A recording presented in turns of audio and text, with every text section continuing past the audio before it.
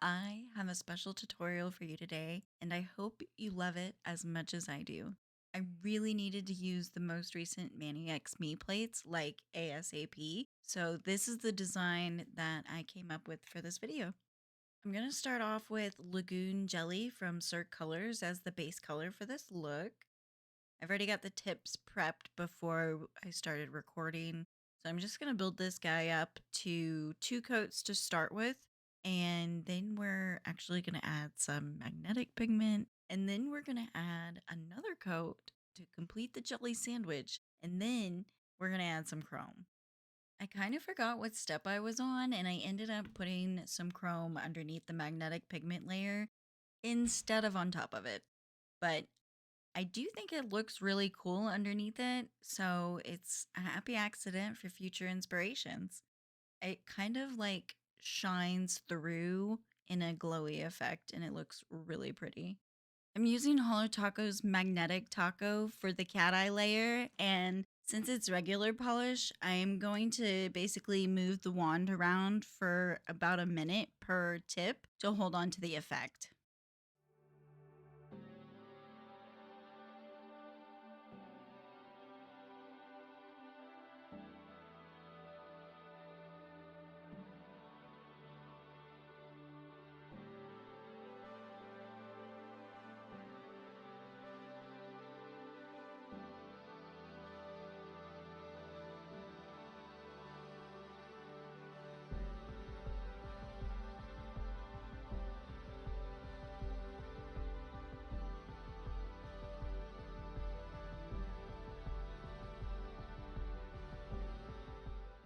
We need to lock the pigments in place, so I'm going to apply a quick dry top coat and I'll let that dry in peace for a bit before we move on to the next step.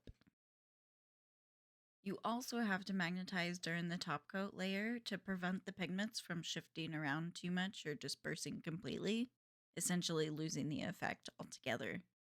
I think they look good. All right, now moving on to our last layer of the jelly sandwich before we jump into the chrome. I'm going to show you a potentially new way to apply chrome to regular nail polish. But let me know if you knew about this method already in the comments. All right, so I've got a silicone applicator. I've got my chrome already out. In the little jar, I've got isopropyl alcohol. I'm just picking some of it up and I'm wetting the surface of the polish, right? So that way I can work with it and apply the chrome. I'm doing it this way because I stepped away for a bit and the polish dried.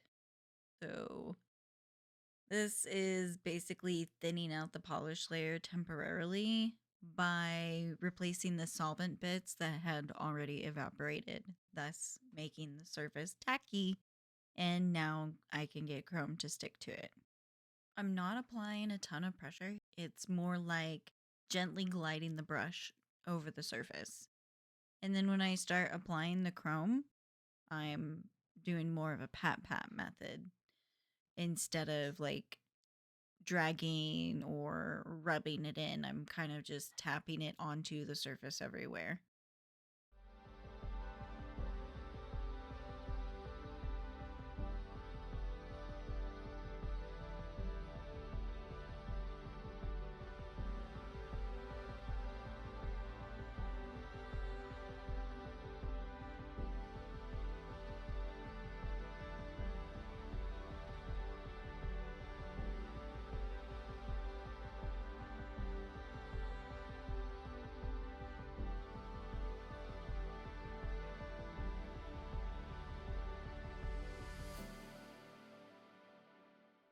Now we actually need to apply a water-based top coat on the chrome layer to basically seal it in and keep it from getting messed up by the solvents that are in the polishes and top coats that I'll be using next.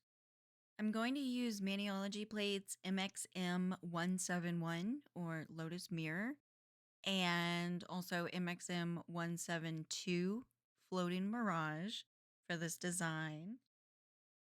I'm just quickly cleaning off my stamper heads and reassembling before I start picking up the images. I do like to grab all of my images before I start painting any of them in, so I've got 6 stampers ready to go. It's a new day and I'm mentally prepared for stamping today. I am wearing gloves to soak my hands in some lotion and cuticle oils for a bit. I generally do this soak thing like twice a day. We're going for something like this on the other set. Supplies are ready to go: stampers, stamping polish, scraper card, even a cotton grabber for cleanup, of which there will be no shortage, I can assure you. I'm starting out with a generous amount of the black stamping polish, and then I'm going to scrape off the excess in kind of like a 45-degree angle. This first pickup attempt isn't the best, so I'm going to reset and try again. I have a page ripped out from a mini sticker stamper station for cleaning the stamper heads off. You definitely don't want to use acetone on your stamper heads. It will cloudy the stamper and eventually break down the silicone over time. Now, if you're stamping with gel polish, you'll want to use a stamper head that's actually been buffed and has a matte finish. I'm going in for this second attempt, and I actually think it's a lot better. I'm probably going to keep this one. Just going to clean up the edges, and then I'm going to cap it so that it can dry in peace somewhere else. I wanted to see if my ice cube stamper can pick this up or not, but I didn't even get the paint in all of the crevices. Look at that. It's not even in all the crevices. I'm actually going to use this stamper to pick up the bottom of the other image that we grabbed earlier. Oh, I think that looks really good actually. I don't want the top of this image because I'm going to put a koi fish swimming underneath the lily pads there. So I'm just going to remove the parts that I don't want right quick. I swapped over to my smaller stamper because it picks up finer lines a little bit better than the ice cube stampers. I'm not saying that they aren't capable of grabbing the smaller designs. This one actually looks pretty good. And now we need the koi fish. Please enjoy my struggle for a shortened duration, and then we'll move on to painting all of the images.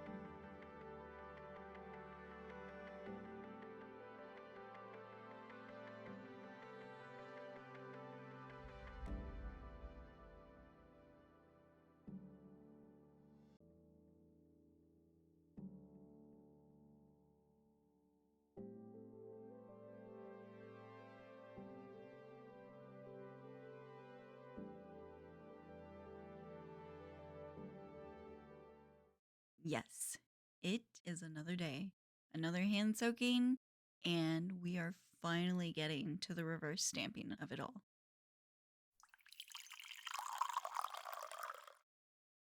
I'm just making sure that my detail brush is clean, and I picked out Holo Taco's Oh My Gourd and Ivory Tower to paint the koi fish. I really like the opacity of their cream polishes, so I end up using them a lot when I'm reverse stamping. Make sure that you use your pinky finger as like an anchor to hold your hand steady while you're drawing. I'm not really putting any pressure on the brush, really. It's more like gently touching the paint and guiding it to where I need it to be. You'll also want to keep your brush clean while you're working, and especially if the paint is starting to dry. I didn't want this guy to be a totally orange fish, so this is just going to take a little bit longer to dry since there's a thicker layer. Now I'm going to go in with the white color to finish the koi fishes. You'll obviously need to reload your brush with paint throughout the process.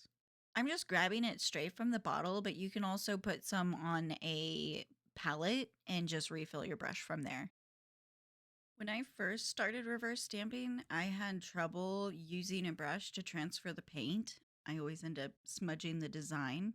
So I ended up using a dotting tool to fill in the images, and that really helped me get an idea of how much pressure is needed when working with the stamper head. So that might help you too if you're also having trouble. All right, we are done with the koi fish and we can move on to paint the lily pads. I'm going to use Icon on Board and Monstera to paint these. Now, we've already seen some of the process, so I'm just going to move through the remaining a little bit faster.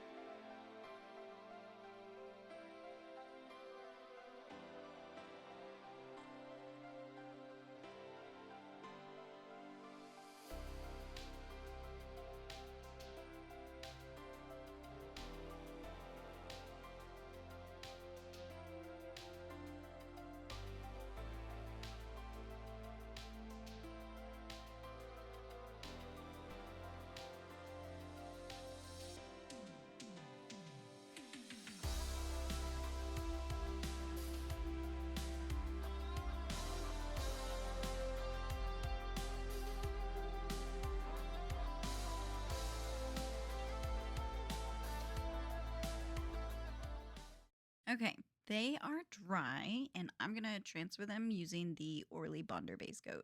I'm going to apply them in pinky to thumb order, though the order doesn't matter. That's just how I do it.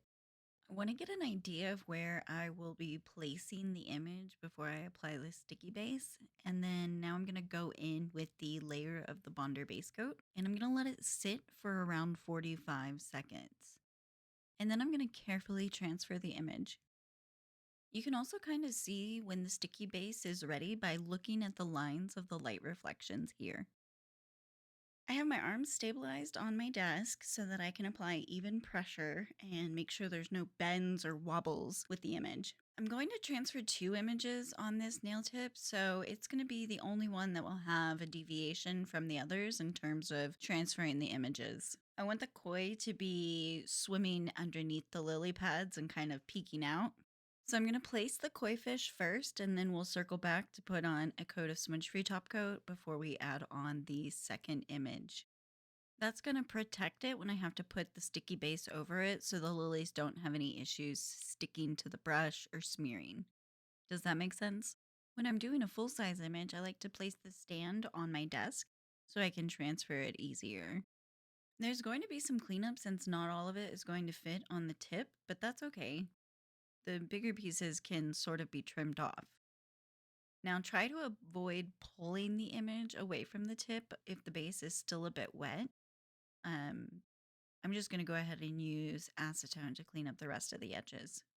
I usually pick up my acetone from Dollar General because they have the Onyx Professional Remover for like, I don't know, around $4 a bottle. There is one area where I'm going to fill in just a bit, but I'm not going to get the detail brush out again, so I'll just carefully use the bottle brush to touch it up. Okay, it is time for the smudge-free top coat again. Then, in just a few minutes, I can place the last of the lily pads and then repeat the smudge-free top coat again.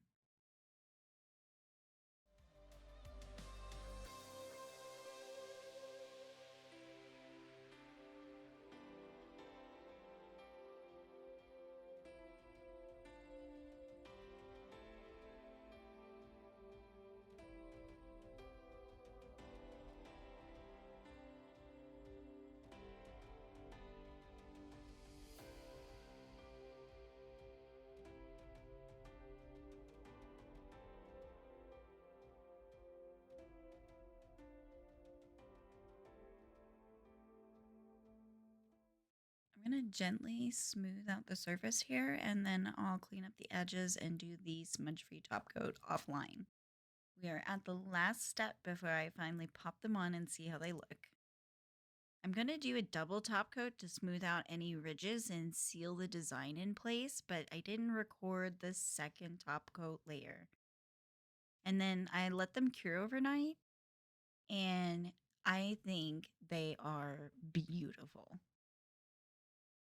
What do you think of this set? Do you like it or is it not your bag? I've got everything that I used listed in just a moment, and it's also in the video description below. Don't forget to use my affiliate code Cerulean10 to save 10% off regular orders at Maniology.com. It also helps support my channel, and I appreciate you so much. Thank you for making it to the end, and let me know if you want me to do more content like this in the future.